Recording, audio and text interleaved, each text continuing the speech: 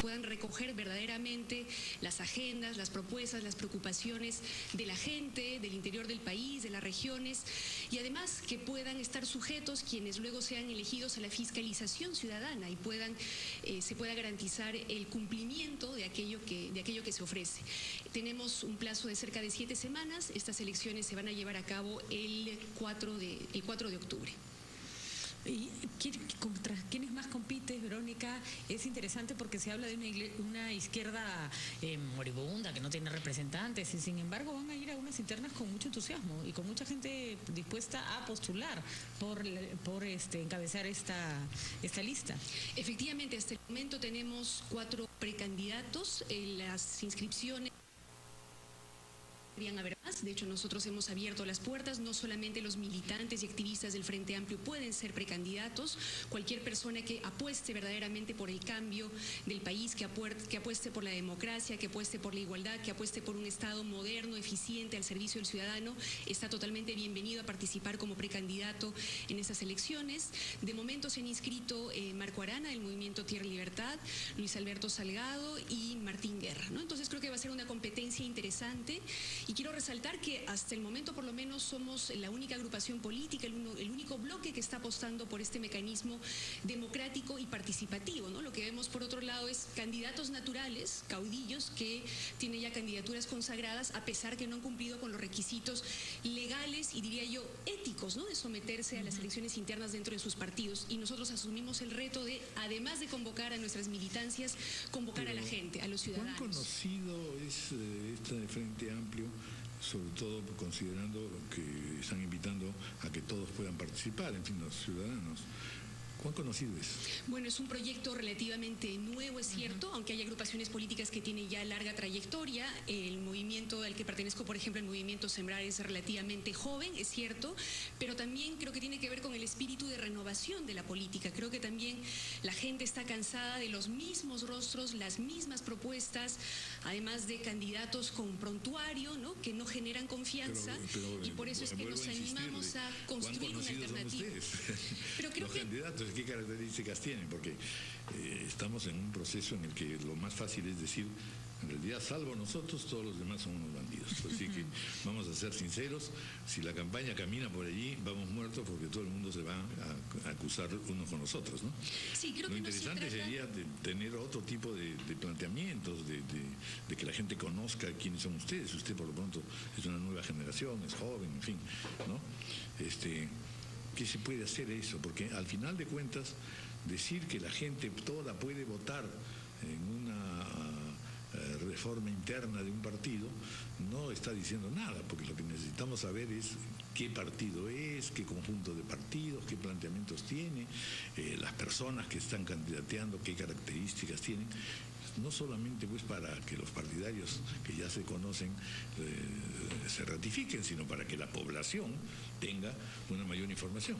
Efectivamente, nosotros queremos hablarle a la ciudadanía y construir con ellos este proyecto alternativo. Y yo sí creo que estamos diciendo algo, ciertamente no es todo el mensaje, pero es un elemento central convocando a estas elecciones primarias ciudadanas, porque se habla mucho de democracia, se habla mucho de participación, se habla mucho de trabajar para la gente y con la gente, y a la hora de la hora todo eso queda en letra muerta.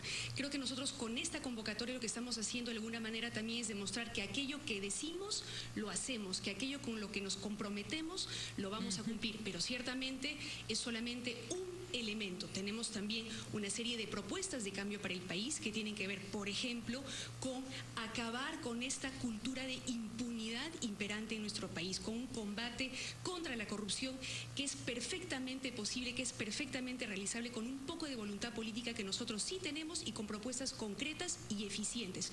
Por ejemplo, en esa materia, gobierno abierto y totalmente transparente. En pleno siglo XXI, con la variedad de mecanismos de información y de telecomunicación que tenemos, el ciudadano de a pie podría saber absolutamente todo lo que hacen sus representantes, desde qué mails intercambian los ministros con qué empresarios para estar seguros de que no sean esos empresarios los que definan las normas e impongan las leyes, sino que éstas se debatan democráticamente, hasta conocer al detalle y de manera totalmente transparente todos los procesos de licitación y contratación pública de sus municipios, de sus gobiernos regionales y del del sector ejecutivo. Yo creo que esa, por ejemplo, es una manera de garantizar a través de la transparencia total la lucha contra la corrupción de manera eficiente y directa.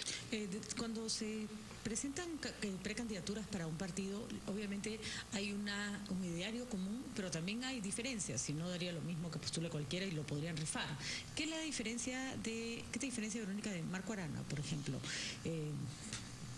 A ver, que si cualquier votante que dice, ok, voy a ir a elegir al candidato de la izquierda, ¿por qué Marco Arana y no Verónica Mendoza? ¿Por qué Verónica Mendoza y no Marco Arana? Por colocar a los más conocidos, hay más candidatos, ¿entiendes? Sí, todos los que estamos participando en las elecciones del Frente Amplio tenemos una vocación de cambio, ¿no? De poner el Estado al servicio de la gente, de hacer las cosas de manera transparente, de manera participativa. Creo que hay diferencias en los énfasis, ¿no? Algunos tienen un énfasis más en la agenda ambiental, por ejemplo, que a mí también me parece fundamental en un país como el nuestro, mega biodiverso, además sumamente vulnerable al cambio climático, pero también hay otras agendas, como por ejemplo, devolverle el Estado a la gente, garantizando servicios públicos de calidad, en salud, en educación. No es posible que en un país que ha tenido más de una década de crecimiento económico sostenido, la gente tenga que esperar meses de meses para poder ser atendido en un hospital. Eso es inaceptable, ¿no es cierto? Por ejemplo, o agendas que tienen que ver con la igualdad de derechos, un tema que no está en la agenda pública, del cual ninguno de los candidatos habla, los derechos de las mujeres, en un país que lidera la tasa de denuncias por violación sexual en América Latina, que recibe año a año entre 17.000 y 19.000 denuncias de violación sexual en el Ministerio Público.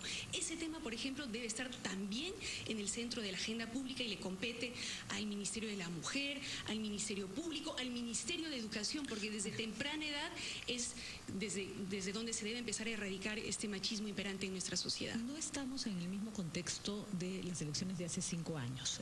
Un candidato como Ollanta Humala podía darse el lujo de ofrecerle a la población agua sí, oro no. Cuando la economía empieza a contraerse, las personas empiezan a demandar mayores ingresos del país y entonces la inversión en minería, que puede ser conflictiva en algunas zonas, tiene mayor presión del resto de la población. ¿Cómo se maneja ese tema? Porque no se puede excluir la inversión minera de un proyecto de desarrollo Perú. Efectivamente, pero sobre eso hay que decir varias cosas, Patricia, ¿no? La primera, que nosotros venimos diciendo desde hace ya varios años, veníamos anunciando el escenario actual. Dependemos excesivamente de la exportación de minerales, son commodities volátiles y podemos vernos en una situación de vulnerabilidad que es la que tenemos en este momento. Y pedíamos que desde el Estado se hiciera un esfuerzo en diversificar la economía, desarrollar otras actividades que nos evitaran esta situación de dependencia. O sea, ¿van en la misma línea de la diversificación productiva de este gobierno? Cosa que no se hizo. El problema es que el gobierno habló de diversificación productiva, pero recién este año es cuando ha empezado a implementar medidas concretas, los centros de innovación tecnológica, ¿no? De manera todavía muy superficial y tímida, cuando es algo que se debió haber hecho desde el inicio del gobierno para poder llegar mejor preparados a este escenario. Muy bien. Nosotros estamos, perdóneme, don Raúl, para responder a Patricia, totalmente de acuerdo con atraer inversiones, se les tiene que dar seguridad jurídica, reglas claras, pero también en la medida en que respeten los derechos de la gente, derechos laborales, derechos ambientales, y se permita verdaderamente generar bienestar con estas inversiones. No es una candidatura antiminera entonces. Bienvenidas las inversiones de manera planificada y bien regulada, respetando los derechos de la gente, por supuesto que sí. Muy bien, muchas gracias. Muy interesante. A ustedes, muchas gracias, buen día. Y bienvenida a la carrera. Muchas gracias, vamos con fuerza.